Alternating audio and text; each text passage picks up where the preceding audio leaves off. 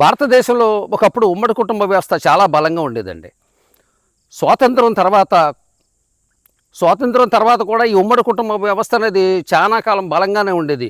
ఎందుకంటే అప్పుడు వ్యవసాయ కమతాలు కుటుంబాలు చాలా పెద్దవిగా ఉండేవి. ఎక్కువ పొలాలుండి ప్రతి కుటుంబానికి కూడా ఎక్కువ మంది కుటుంబ సభ్యులు కూడా ఉండేవారు. దీనివల్ల పెద్దలతో పాటు పిల్లలు కూడా అందరూ వెళ్ళిపోయి పొలాల్లో పనిచేసుకునేవారు. దీనివల్ల వ్యవసాయ ఉత్పత్తి కోసం పంటలు పండించుకోవడం కోసం ఎవరి మీద ఆధారపడకుండా వాళ్ళే సొంతంగా పనిచేసుకుంటూ ఈ పొలాల్లో వ్యవసాయం చేసుకునేవారండి.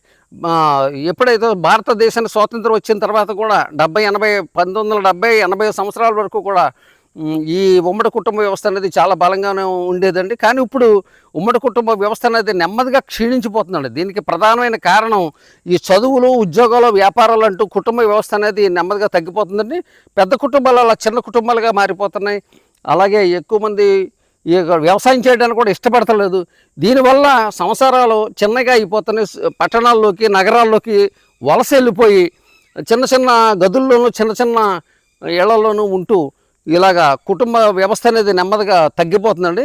దీనివల్ల వచ్చే ప్రమాదం ఏంటంటే దంపతుల మధ్య కానీ, ఆలుమగల మధ్య కానీ ఏదన్నా సమస్య వచ్చినా వాగ్వివాదానికి వాళ్ళు పాల్పడిన సరిచెప్పే పెద్దలు కూడా మనకి కరువైపోతున్నారండి. ఈ రోజుల్లో వయసు మళ్ళిన పెద్దలనే కానీ, తల్లిదండ్రులు కానీ చూసుకోవడానికి కూడా ఎవరు ముందుకు రావట్లేదు, సరైన సహకరించట్లేదు.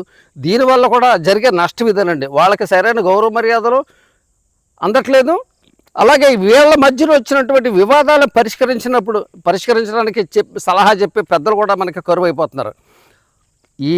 ఇటువంటి స్థితిలో మన ఉమ్మడి కుటుంబం అనేది ఎక్కడో కానీ చూడలేకపోతున్నామండి. కానీ మన ప్రాంతంలోనే ఒక బలంగా ఉన్నటువంటి ఉమ్మడి కుటుంబాన్ని అయితే నేను మీకు నా రాబోయే వీడియోలో మీకు పరిచయం చేసే ప్రయత్నం చేస్తున్నానండి. దీనివల్ల ఆ కుటుంబం ఎంత సంతోషంగా ఉంది, అందరూ కలిసి ఉండటం వల్ల, కలిసి ఉంటే కలదు సుఖం అన్నారు కదా, ఈ కలిసి ఉండటం వల్ల వాళ్ళు అనుభవిస్తున్నటువంటి ఈ సంతోషాన్ని మీకు నా రాబోయే వీడియోలో తెలియజేసే ప్రయత్నం చేస్తానండి.